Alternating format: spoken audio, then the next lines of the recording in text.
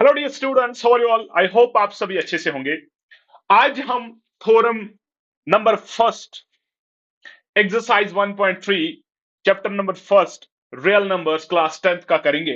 ये थ्योरम बहुत ही इंपॉर्टेंट है एक्सरसाइज 1.3 के लिए। थ्योरम क्या है, स्टेटमेंट देखते हैं, उसके बाद उसका प्रूफ देखते हैं, क्योंकि कभी कभार आपको एग्जाम में प्रूफ पूछा जाता है। स्टेटमेंट यू है, लेट P बी ए प्राइम नंबर, कि मान लीजिए अगर P एक प्राइम नंबर है और P डिवाइड्स ए स्क्वायर, और ये P जो है ए स्क्वायर को डिवाइड कर रहा है, then P divides A where A is a positive integer. बेटा कह रहा है कि थ्योरम का स्टेटमेंट कि अगर मेरे पास कोई भी एक पॉजिटिव इंटीजर मान लीजिए ए है, और अगर मैं इसका स्क्वायर करूं, कह रहा है कि अगर प्राइम नंबर p इस p स्क्वायर को डिवाइड कर रहा है, तो इसका मतलब विच इंप्लाइज, इसका मतलब कि ये p जो है a को भी एग्जैक्टली डिवाइड करेगा। तो यही थ्योरम है कि अगर p जो है a स्क्वायर को डिवाइड कर रहा है, इट मींस p जो है a को भी डिवाइड करेगा। और जहां पर ये a जो है पॉजिटिव इंटीजर है और ये p जो है एक प्राइम नंबर है। Clear? This is the statement of this theorem. Now इस थ्योरम को किस तरीके से प्रूफ करेंगे, ध्यान रखिए, बहुत ही आसान है और बहुत ही सिंपल है समझने के लिए। चलिए प्रूफ देखते हैं। ठीक है, तो प्रूफ में क्या कह रहा है, let p1 p2 p3 dash dash to pn be the factors of p, be the factors of a। मान लीजिए a जो नंबर है, a जो पॉजिटिव इंटीजर है, इसके फैक्टर्स जो है वो है P1 P2 dash dash to Pn। मान लीजिए कि इसने, इस प्रूफ में मैंने माना कि मान लीजिए इस a के जो फैक्टर्स हैं वो है P1 P2 dash dash to Pn। ठीक है, तो अगर ये इसके फैक्टर्स हैं, इसका मतलब कि ये इसकी प्राइम फैक्टराइजेशन में होगी। यानी अगर मेरे पास ये सारे इसके प्राइम फैक्टर्स हैं, ये सारे इसके फैक्टर्स हैं, तो मैं a को लिख सकता हूं, a is equal to P1 into P2 into P3 into dash dash dash to Pn। Clear?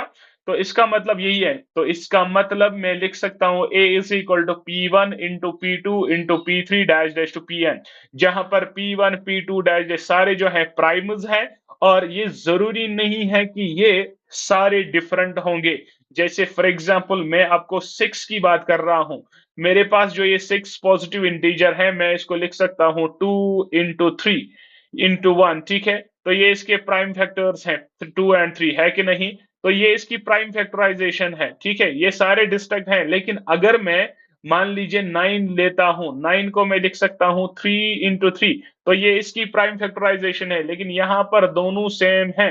ठीक है, इसलिए कह रहा है कि अगर ये सारे इस a के फैक्टर्स हैं, तो इसका मतलब a बराबर होगा P1 into P2 dash dash to Pn, जहां पर ये सारे P1 P2 dash dash to Pn है, सारे प्राइम्स होंगे, और ये जरूरी नहीं है ये सारे डिफरेंट होंगे, सेम भी हो सकते हैं।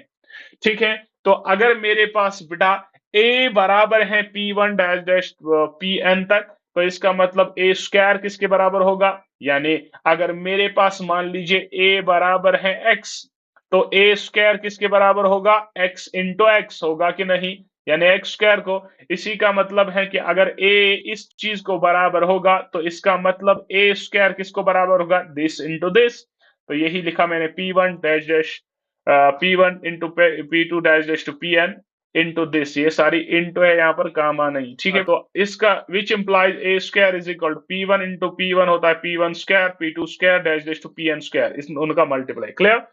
और यहां पर देखो, ये पहला स्टेटमेंट अभी यहां पर ही रखो, अभी इसके अलावा कुछ नहीं करना है। अब गिवन की तरफ आइए। गिवन में क्या है, गिवन है मेरे पास कि अगर मान लीजिए P1, अगर मान लीजिए P डिवाइड कर रहा है किसको, ए स्क्वायर को, यानी ये वाली कंडीशन जो है ये गिवन है। तो गिवन मैंने क्या लिखा, it is given that P divides a square. ये गिवन है कि P ए को डिवाइड कर रहा है, ए स्क्वायर को डिवाइड कर रहा है। अगर ये ए स्क्वायर को डिवाइड कर रहा है, इट मींस P इस ए स्क्वायर का फैक्टर होगा, होगा कि नहीं, क्योंकि ये इसको डिवाइड कर रहा है।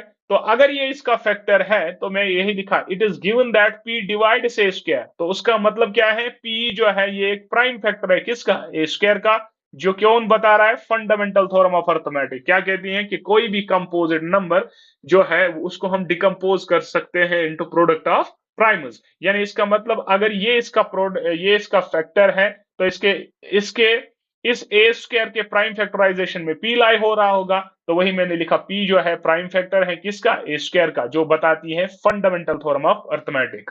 ठीक है, ध्यान से समझ लीजिएगा। However the prime factors of a square are only these, क्योंकि मेरे पास गिवन है कि prime factors of a square, यहां पर देखो गिवन में मैंने लिखा, गिवन में मेरे पास है p डिवाइड से स्क्वायर, इट मींस p इस ए स्क्वायर का प्राइम फैक्टर है। लेकिन मुझे यहां पर हमने प्रूव भी किया है कि A square is equal to P one square P two square dash to P N square, यानी इस कंडीशन के हिसाब से ए स्क्वायर के सिर्फ कौन से फैक्टर्स होंगे, P one P two P three dash dash हो गएंगे नहीं, तो वही यहां पर लिखा however the prime factors of a square are only these P one P two P three. इसका मतलब है या तो p इस ए स्क्वायर का प्राइम फैक्टर नहीं होगा, या ये p जो है इन p1 p2 dash to pn इनमें से कोई एक होगा। क्योंकि मुझे पता है जो भी डिकम्पोजिशन होती है वो यूनिक होती है, हर एक कंपोजिट नंबर की जो डिकम्पोजिशन है, फैक्टराइजेशन है, वो यूनिक होती है। तो वही मैंने लिखा, so p is one of them, p1 p2 p3 dash dash to pn। इसका मतलब p जो है इनमें से कोई है। तो अगर ये इनमें से कोई है, मुझे पता है ये सारे a के फैक्टर्स है, तो अगर इनमें से ए पी कोई एक फैक्टर है, तो अगर पी इसका फैक्टर है, इट मीन ये पी किसको डिवाइड करेगा, ए को डिवाइड करे।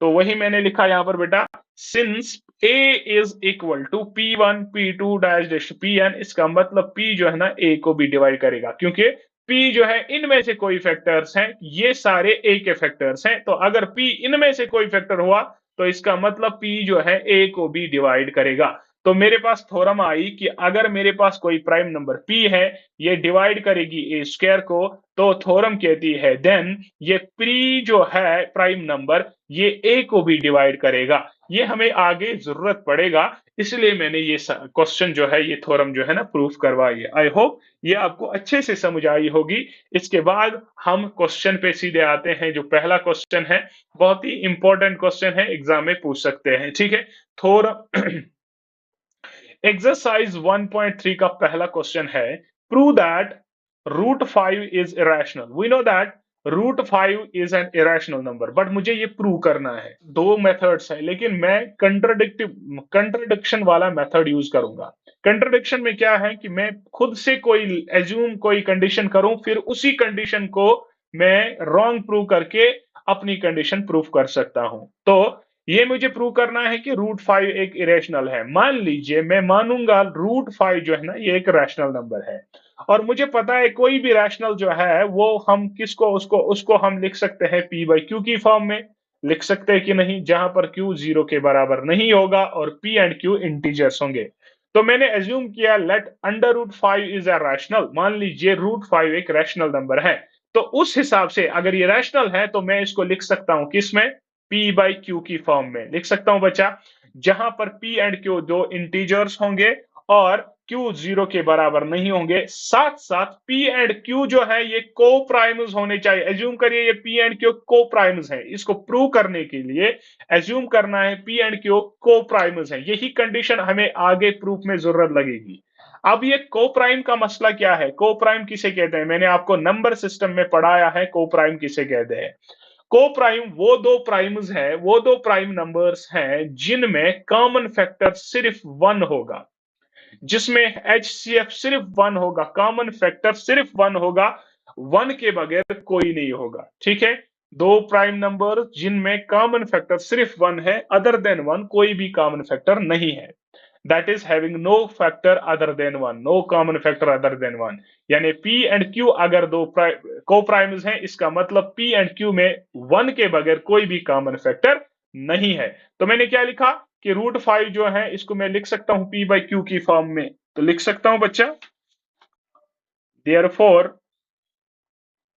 Root 5 is equal to p by Q की फॉर्म में लिख सकता हूं, where p and q are integers and q is not equal to 0। ठीक है, अब यहां पर देखो ध्यान से, मैं करूंगा स्क्वायरिंग बोथ साइड्स,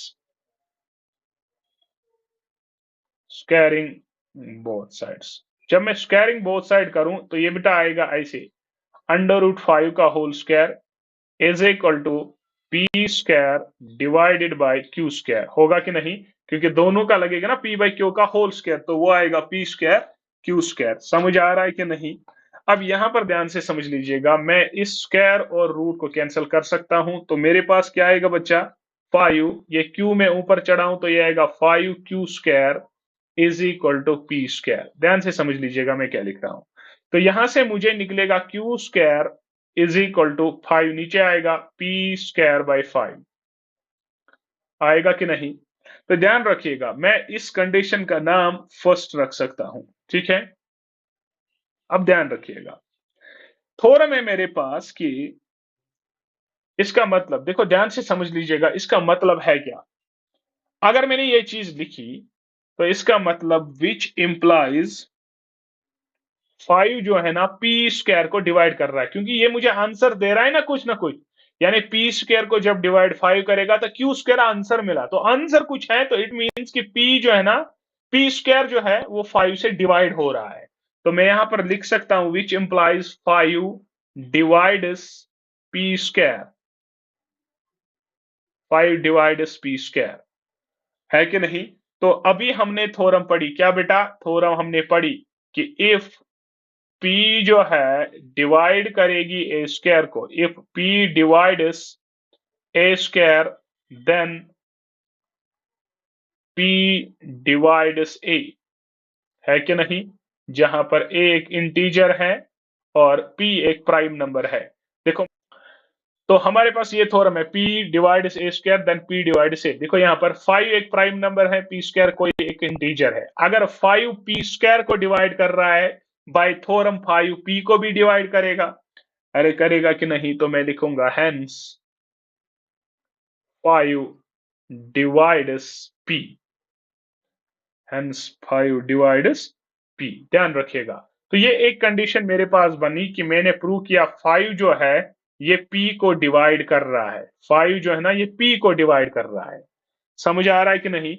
इस कंडीशन फर्स्ट की तरफ देखिए, इस कंडीशन फर्स्ट की तरफ,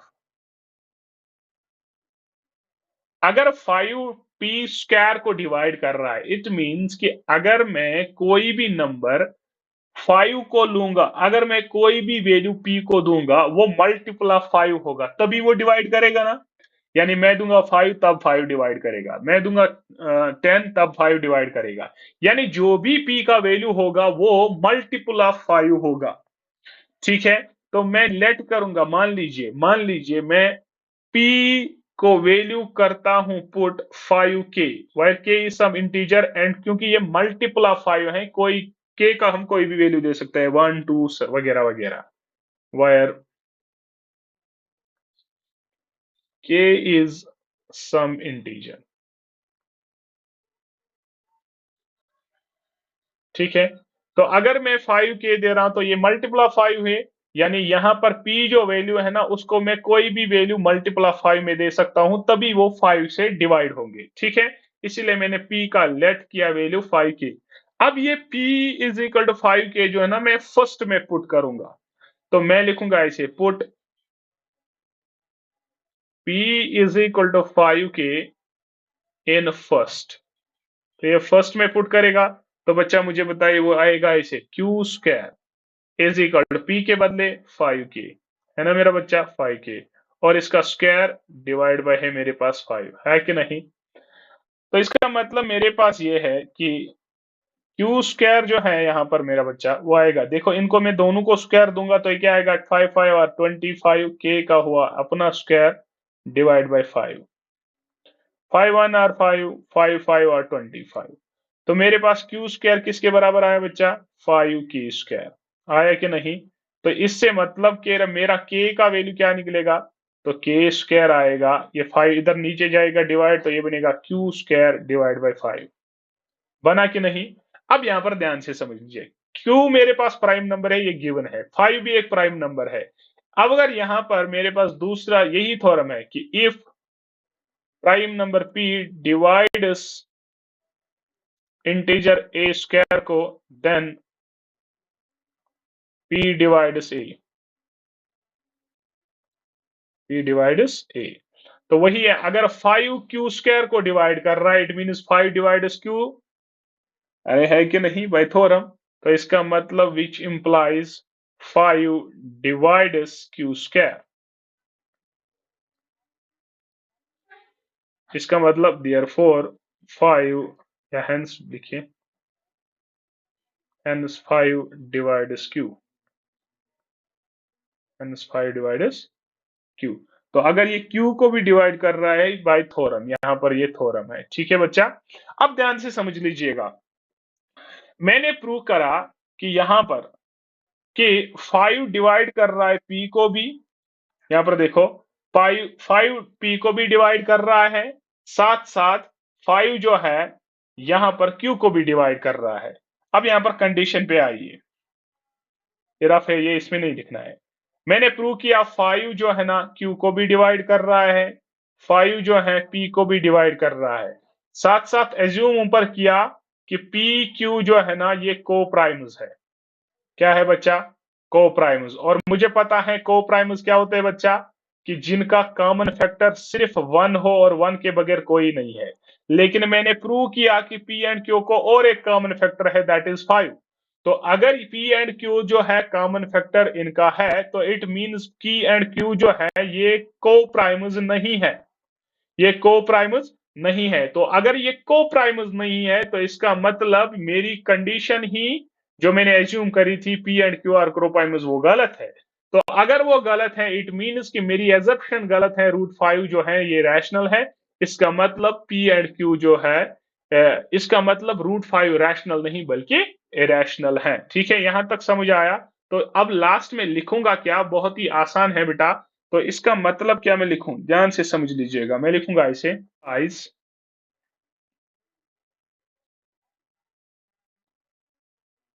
this implies that P and Q have phi as a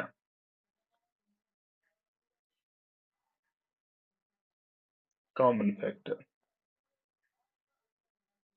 This implies that P and Q has have this implies that P and Q have phi as a common factor, and this and this contradicts क्या होता है बेटा, opposes. ठीक है, this contradicts the fact, किस fact को, that P and Q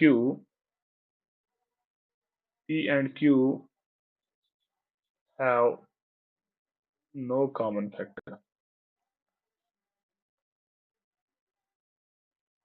P and Q have no common factor other than 1.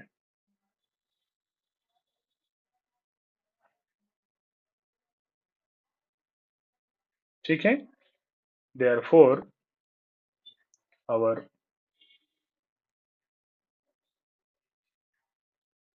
supposition is wrong.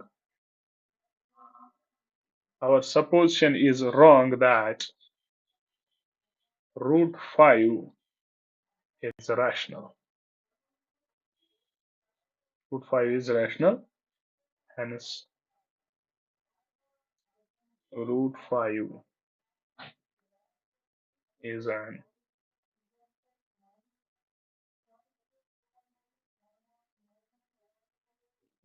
irrational number. ठीक है, तो बहुत थोड़ा सा रिवाइज करूंगा। मैंने प्रूव किया, प्रूव करना था √5 इज रैशनल, तो मैंने प्रूव किया, लेट किया, मान लीजिए ये रैशनल नहीं रैशनल है। तो अगर रैशनल है तो मैं इसको पी बाई क्यू की फॉर्म में लिख सकता हूं, जहां पर P and Q R integer, और साथ साथ एज्यूम कर रहा हूं कि पी एंड क्यू जो है ये कोप्राइम्स है, यानी इनके कॉमन फैक्टर्स में अदर देन 1 कोई नहीं है। तो इसका मतलब मैंने प्रूव किया कि ये मैंने लेट किया कि ये रैशनल है, तो मैं इसको पी बाई क्यू की फॉर्म में लिख सकता हूं। अब मैंने स्क्वायरिंग बोथ साइड्स की, तो यहां पर ये रूट और 5 कैंसल, रूट और स्क्वायर कैंसल हुआ, तो वहां पर निकला 5 क्यू स्क्वायर, ये क्यू ऊपर जाएगा, is equal to P square. तो Q square is equal to P square by 5। इसका मतलब क्यू स्क्वायर एक वैल्यू है, पी स्क्वायर बाई 5 मीन्स कि 5 पी स्क्वायर को डिवाइड कर रहा है, तो तभी तो एक वैल्यू निकल रहा है। तो अगर 5 पी स्क्वायर को डिवाइड कर रहा है, इसका मतलब 5 पी को भी डिवाइड करेगा, जो हमने अभी थ्योरम पढ़ी। कि अगर एक prime number A square integer के स्क्वायर को डिवाइड करेगा तब ये उस वैल्यू को भी डिवाइड करेगा। तो अब मैंने यहां पर दिया, अब मैंने यहां पर प्रूव करा कि ये 5 जो है ना पी स्क्वायर को डिवाइड कर रहा है। इट मींस कि पी का जो भी वैल्यू होगा वो मल्टीपल ऑफ 5 होगा। तो तभी मैंने पी का वैल्यू जो है ना लेट किया 5 की, वाइल के सम इंटीजर जहां पर मैंने 1 2 वगैरह कोई भी वैल्यू देना है। तो मैं ये पी का वैल्यू इस इक्वेशन फर्स्ट में पुट करूं तो वहां से निकलेगा Q square is equal to P के बदले 5 क्यू का होल स्क्वायर। तो इसको स्क्वायर दोनों को है 25 बाई के स्क्वायर बाई 5। तो ये 5 1 और 5 5 आर 25। तो क्यू स्क्वायर जो बचा मिला मेरे पास, तो क्यू स्क्वायर जो बेटा यहां पर मिला 5 के स्क्वायर, तो के स्क्वायर यहां पर से मिला क्यू स्क्वायर बाई 5। तो ये इसका मतलब 5 क्यू को भी डिवाइड कर रहा है, क्यू स्क्वायर को डिवाइड कर रहा है तो 5 क्यू को भी डिवाइड करेगा। इसका मतलब मैंने जो प्रूव करा कि यहाँ पर 5 जो है ना पी को पी क्यू को दोनों को डिवाइड कर रहा है। लेकिन मैंने एज्यूम करा था ये दोनों कोप्राइम्स हैं, इनके कॉमन फैक्टर्स में अदर देन 1 नहीं है। लेकिन मैंने प्रूव किया कि 5 भी एक कॉमन फैक्टर है इनका। इसका मतलब हमारी सपोजिशन ही रॉन्ग है, हमारी assumption ही wrong है। ये this implies that P and Q have 5 as a common factor, ठीक है, and this contradicts the fact, ये fact इसको contradict कर रहा है कि 5 P and Q जो है इनमें कोई भी कॉमन फैक्टर नहीं है। तो इसका मतलब हमारी सपोजिशन ही गलत है दैट रूट 5 इज रैशनल। तो इसका मतलब ये इरेशनल है। तो ये मेथड ऑफ कंट्रोडिक्शन है। आई होप ये क्वेश्चन आपको अच्छे से समझ आया होगा और थ्योरम भी आपको समझ आई होगी। तो नेक्स्ट वीडियो लेक्चर तक थैंक यू, अल्लाह हाफिज।